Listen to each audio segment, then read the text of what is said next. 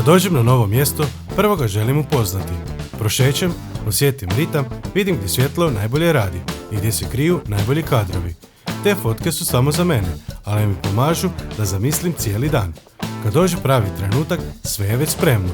Znam gdje stati, u koje doba dana i kako svjetlo očekivati. A tada samo uživamo u trenutku. Oni zaborave na kameru, ja zaboravim na vrijeme.